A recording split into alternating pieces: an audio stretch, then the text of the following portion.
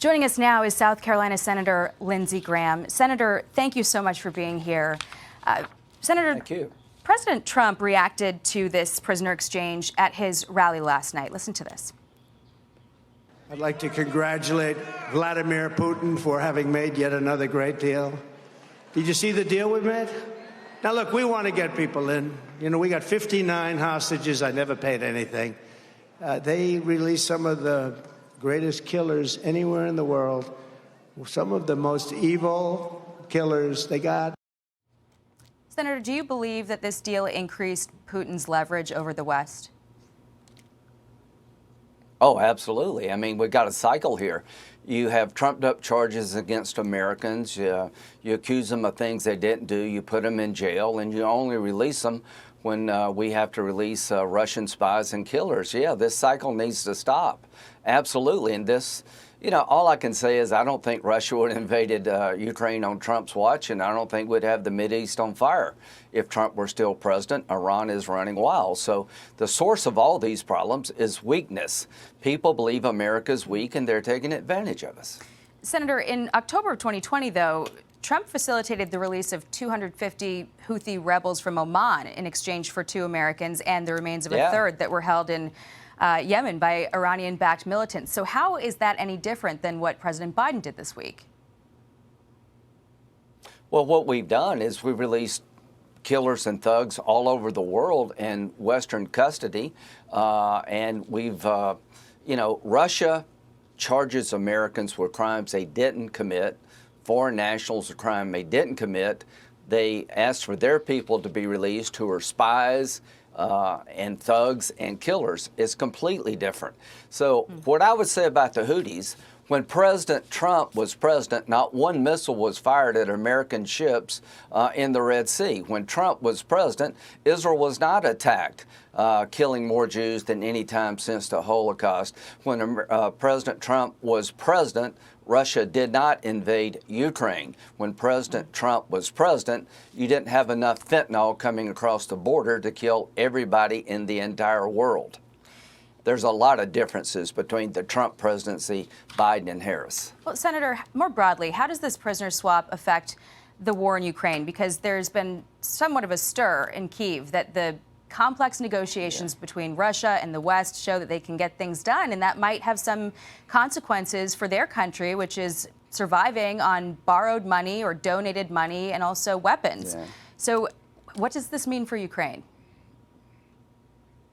I think the best thing for Ukraine is for them to continue to resist the Russian invasion. The weapons we're sending them, they're using to good effect. At the end of the day, I think the Iranians see this as yet another sign of weakness. The more thugs like Putin get rewarded for doing bad things, the more bad things you will get. So I'm worried that the Iranians and the Chinese are watching, making all of our enemies more provocative, not less. The White House touted the importance of diplomacy and alliances in making this prisoner exchange happen. Listen to this. I would say that if you had not had Joe Biden sitting in the Oval Office, I don't think this would have happened. President Trump has been skeptical about the value of NATO. There are concerns, though, Senator, that there are concerns that President Trump might even withdraw the U.S. from NATO. Is this a time for President Trump to make clear what his NATO policy is? Well, he had 4 years as president, and NATO contributed more to the common defense than any time since the founding of NATO. Here's what NATO should understand about a second Trump term. You better pay your fair share. It's not unfair to have NATO contribute more. 2% is not unreasonable. He's going to insist they do more. But this all started when we withdrew from Afghanistan. That set in motion a reign of terror on this planet. And Kamala Harris said publicly on camera she was the last person in the room with President Biden before he decided to withdraw all forces from Afghanistan. If that is true, and she encouraged him to withdraw, she should never be in another room again making an important decision because she doesn't know what she's doing. Senator, I want to get to one other topic before we run out of time. President Trump has raised some incendiary questions about the vice president's racial identity. He reposted an image of her birth certificate on Truth Social this week after a lot of criticism for this comment. Listen here. She was always of Indian heritage, and she was only promoting Indian heritage. I didn't know she was black until a number of years ago when she happened to turn black, and now she wants to be known as black. So I don't know, is she Indian or is she black? She is.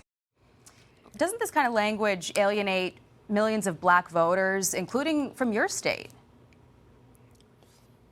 Yeah, 30% of my state is African American. Nikki Haley is of Indian heritage, and one of her children married an African American Clemson football player. So here's what I would say to President Trump. The problem I have with Kamala Harris is not her heritage, it's her judgment. She has been wrong about everything. When she tried to explain what she would do about inflation and an upcoming recession, it made no sense. It's gibberish. She's been in the witness protection program. Nobody will ask her a hard question. Every day we're talking about her heritage and not her terrible, dangerous liberal record throughout her entire political life. Is a good day for her and a bad day for us. So I would encourage President Trump to prosecute the case against Kamala Harris's bad judgment. It doesn't seem that he's received that message yet. I mean, he had an introductory speaker last night sort of double down on this conversation. Would you advise that he just stop talking about that? I think, Mr. President, this is your election to lose. It's important you win to reset a broken border and get the world in good order. The American people are looking to have their problems solved. I think your presidency was an incredible presidency for national security and prosperity, as to Georgia. Georgia is there for the taking. I think Governor Kemp was a great governor, lowering taxes, less regulation. I think if you voted for Kemp and you want to vote for Harris, that makes no sense. I'm hoping that President Trump and Governor Kemp can repair the damage to win Georgia, a state, if we win, we're going to go that we're well on our way to winning 270 electoral votes. If we lose Georgia, it could be a very long night. So let's win this election. How about that? Let's win an election we can't afford to lose. Thank you, Senator Lindsey Graham. Very much appreciate your time this morning. Thank you.